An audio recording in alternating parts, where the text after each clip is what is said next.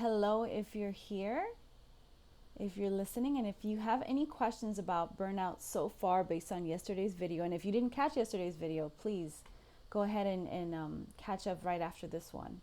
I talked about the introduction to burnout, which is basically all about what is it, how it differs from stress, and why it's so important to actually talk about this right now.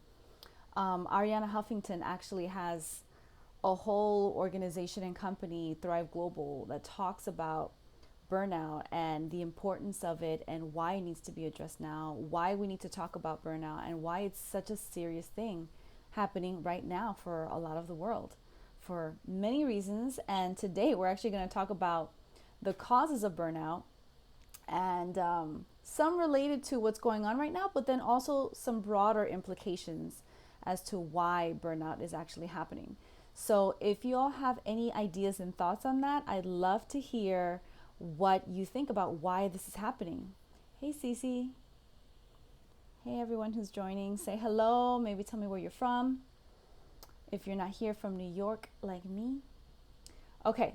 So in case you didn't hear from me before, I am teanyhidalgo, and I help people unleash from burnout to become Zen CEOs of their lives and empires with high energy, purpose, and abundance. And I'm super excited to talk about this. It's basically like a mini masterclass before I get into my program and how I actually help people through this burnout that's happening across the world. So again, yesterday we talked about burnout, what it is, how it differs from stress, and why it's so important to talk about this right now. And again, I'm very interested in hearing what you all think is the cause of burnout. What's your cause? What do you think has caused you to have that, extraordinary level of stress? Because remember, burnout isn't just stress. Burnout is stress over an extended period of time. Okay, it's not just simple stress. It's a lot more than that. So first I want to talk about some of the research, because I'm a huge research fan. And what I did is that I looked into Harvard Business Review, Pew's Research, Business News Daily, Psychology Today. I mean, I basically scoured the internet on, why this is important, what's going on, what are the numbers saying, and what are they telling us, basically. So first I want to talk about, oh, I think we're lost. We lost some of the Facebook connection. Hopefully we'll get it back. If not, I'll just repost this Instagram into Facebook. Okay, so I want to talk about some positive news. And the positive news is that, because a lot of people are working from home right now, there are actually positive things coming out of that. And here's a couple of things that are actually really important to know, that really show that people are actually becoming more productive at work. The question really is not if they're productive. The question is at what cost, right? So let's talk about that. Hopefully Facebook will come back on. Okay. So basically, there's a couple of things that are going on in terms of people working from home. First is that people are spending a lot less time in meetings. They're not getting dragged into things, like when you're there in person in an office space or, with other people that work there. You tend to get dragged into a whole lot of meetings and a whole lot of questions, and people just drop in and drop by. And unfortunately, that kind of stuff takes up a lot of time, which makes sense, right? So that is being significantly reduced because guess what? You're home now. So it's a little bit better. The other thing is there's less idle time with other colleagues or bosses in general. So that conversation around the cooler, probably not happening as much. I mean, I'm sure people are calling other people occasionally, or maybe slacking them, or whatever system you use to connect with each other. But the truth of the matter is that you're not going to spend as much idle time, chit-chatting down the hallways and, next to the water cooler or getting lunch or all the things, right? You're not going to be doing that as much because you're frankly not physically around them as much. The other thing is people are spending more time on things that are actually important because of those things, right? For their job. Since they're spending less time talking to people, and chit-chatting with people, they're actually spending more time focused on their actual job. because now they have a little bit more time to do that since they're not idle chit-chatting. Fourthly, people are finding that activities they are doing are less tiresome, more important in contributing to the company, and they feel more important as well overall. So it seems that there's like a trend of being able to feel more focused when you're actually doing your job, and feeling like the things that you're doing are more impactful, and that they're actually making an impact on the company, and they're really important, and so therefore you're feeling more important as well. So yeah, so then that makes you feel more important overall. Overall, people are actually feeling more motivated to do their work, and they seem to have a little bit more time to actually do it because of those reasons. Okay? Playing a more critical role in children's lives and education, and you can build things in we enjoy. So that's another piece of it. Like, people are actually feeling more free to add the things to their lives that they weren't able to do before when they were in an office space. So they can be around their children, they can kind of watch what they're doing, they can monitor their education. I know for me, myself personally, I found it extremely helpful and insightful to be able to know that my son is learning, and what he's learning, and how he's learning, and where he gets distracted, and where he needs a little bit more assistance. And all those things have been actually crucial for me in particular, as I've thought of many times of homeschooling him. So I basically got a bit of a crash course on doing that without having to do it myself, having the teachers do it for me. And the other piece is that we've been able to add more things that we enjoy. So taking a break, instead of just sitting at your desk, you can maybe actually walk outside and take a walk. You can go and walk your dog instead of having to hire someone to walk your dog. You can go to the post office. You can grab lunch outside. Maybe you can even go have lunch with someone if you're able to safely. All those things are actually contributing to people feeling that they're more productive and enjoying their time at home in those aspects a little bit more. Now, productivity overall has actually gone up because of those things. And here's a couple of reasons why. Because, well, obviously at home, you tend to start earlier, you leave later because there's no train or bus to catch, and there's less travel time overall, right? And then if, for lunchtime, you probably spend less time outside getting lunch. Maybe you spend more time, you can grab a quick lunch or make a quick lunch in your in your kitchen right now, like I am. There's actually a lot less time commuting, so you have more time that you can spend actually being productive at home. There's also less worrying about the family and cooking because you're already at home. There's no need to pick up the kids necessarily, except for those of you who are now doing hybrid or allowing your kids to go full time in school. There's been a lot less worrying because of those reasons, because we've had a little bit more flexibility around that area. So overall, we've actually had a lot more freedom to, bring in the things that we care about, and also spend time doing work, spend less time idling, spend less time commuting, and all those different aspects to be able to actually produce more at home. Now, the issue with this right now is that this also leads to the inability to disconnect and can cause actually full-on burnout. Aside from the fact that there's a lot more productivity happening, and that you're a lot more connected to things that are happening at home, etc., these are the numbers that Pew's research and some of the other places that I research say. They say that 54% of remote workers say that they're overstressed during the workday. 45% of remote workers say they experience high levels of anxiety. And almost 1/3 of remote workers struggle with work-life balance. Now you might be asking me, well, I thought you said that we were more productive and all these things. Yes. But here's the reason why the things that I just mentioned can also lead to burnout. Well, first, sometimes there's no apparent physical start and finish to your day, leading to overworking.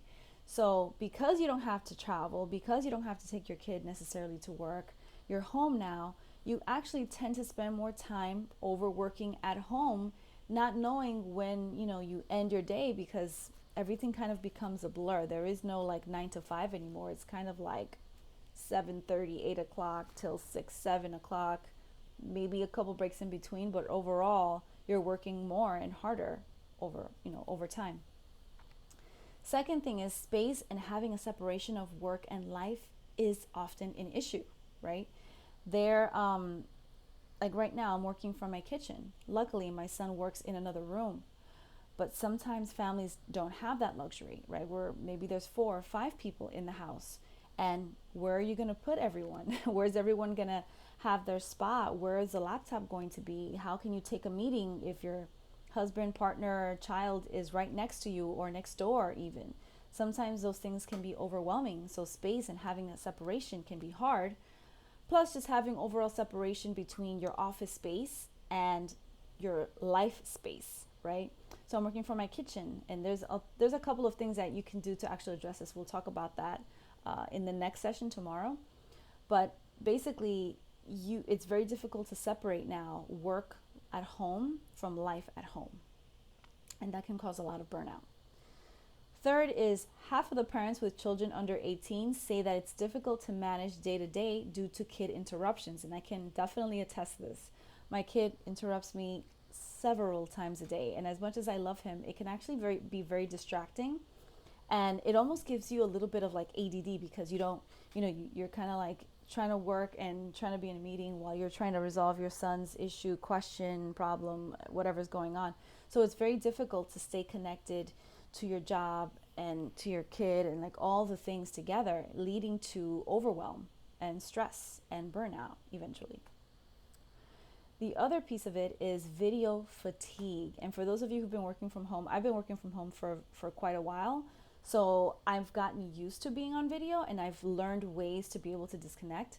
But for those that haven't, video fatigue is a real thing. It's becoming a real issue because people are on conference calls all day. And then before we were able to actually see people, we were on our phone, video chatting and doing all the things over video. And it can actually get overwhelming for our brains, our eyes, our bodies, all that.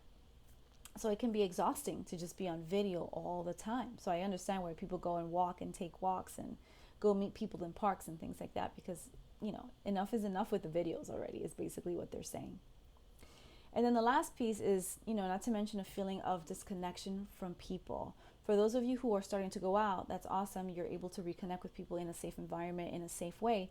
But there are many people who are still not connecting with other people, who are still uncomfortable, who still work from home. And I've actually been working from home for a long time. So what I used to do when I was working from home 5 days a week is I would go out either in the evenings or on the weekends, or I would take a walk and those things. So definitely there's opportunities more now to be able to resolve that. But for those that haven't been able to go out or don't want to, go out as much still, there's that feeling of disconnection from people and the feeling of, burnout from that as well, of not being able to be around other human beings. So I'm super curious if any of you have felt these feelings or anything that I have mentioned already, because there are definitely real issues and real problems that people are experiencing right now. Write in the comments below and let me know if you felt this way at any point in your career, or if you're feeling it right now. The next and last thing I want to talk about is actually the broader causes of burnout, which are much bigger implications, right? It's not just about working from home and the things that are happening right now. Those are just the ones related to working from home, the ones that I mentioned. At a broader level, there can actually be elements that play in long-term burnout. And so there are 4 major ones that I've been able to identify and that I've actually researched as well. First one is overwhelming responsibility and feelings of lack of support at work and life, causing continued stress. Now, working from home can be part of the problem of that, because like myself, maybe you're a single parent and you don't have other support systems that can assist you, or maybe there's other elements of stress at work and life that are causing you to have that burnout because of that level of responsibility that you have in your personal life. That can lead to broader implications and broader issues with burnout. The second thing that is a broader concern for causing burnout is a disconnection from meaning and purpose, causing apathy, lethargy, and just depression. And I can tell you from firsthand experience that I have 100% experienced that in my past and in my career as well. Having that experiencing that inability to really find meaning in some of the things that you're doing is very heavy. It feels so heavy because you no longer feel like the things that you're doing matter. You don't feel important. You don't feel like the things that you do are important to the company, to your organization, and, to the bottom, feeling and dollar and meaning for the company. So if you're disconnected from your feeling of meaning and purpose, then that leads to a whole lot of emotions that can cause you to feel burned out and overwhelmed and, like you're doing something for nothing, basically.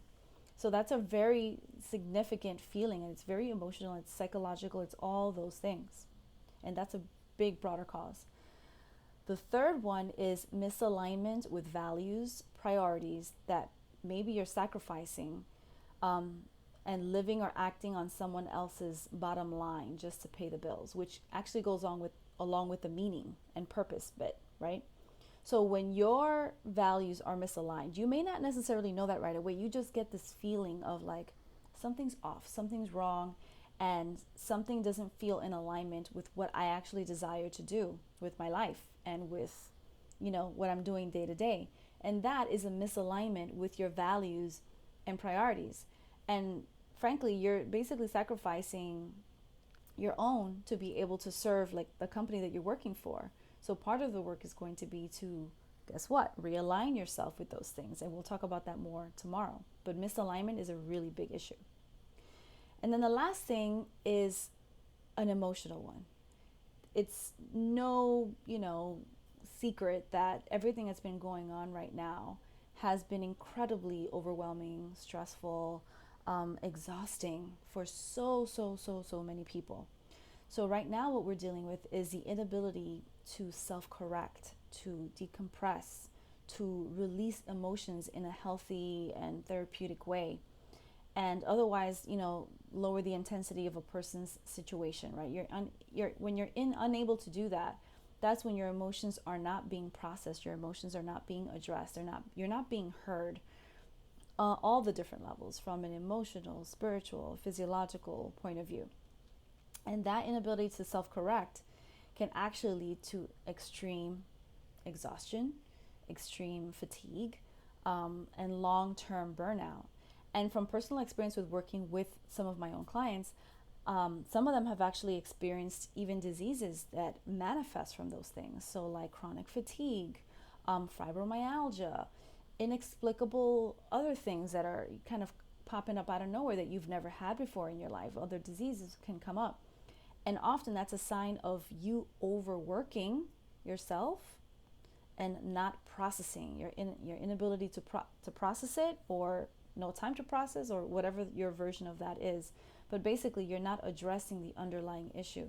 Maybe you're not getting enough rest. Maybe you're not having an emotional outlet. Maybe you're just generally not, noticing your feelings, not allowing them to come to the surface.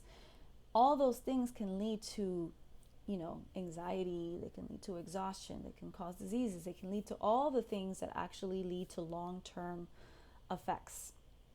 So those are the broader implications of having burnout in your life. And I'm curious if any of you have felt those, because those are actually much bigger and they're broader, but they can also be, secondarily caused by the work from home situation, which can cause, an immediate stress and overwhelm type of feeling. But the broader implications of that can be longer term. So right below, if have ever experienced any of those things, I'm very interested in hearing to see if you felt it as well.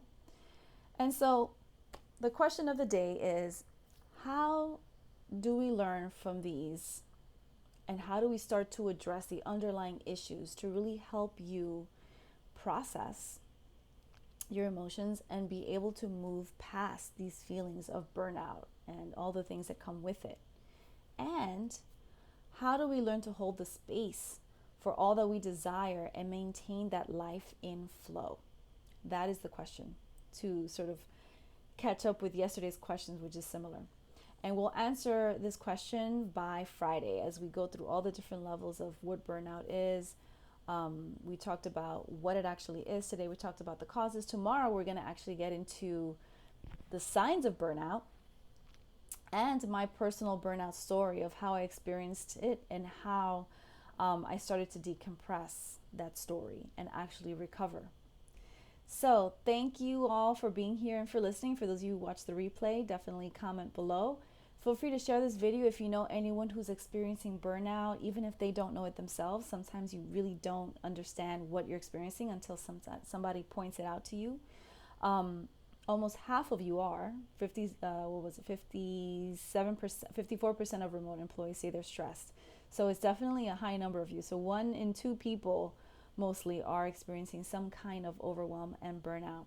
So definitely send this along to those who need it, and comment below if you have any questions at all or thoughts on this topic. I'm super interested in hearing what you have to say, and I look forward to seeing you tomorrow. Take care.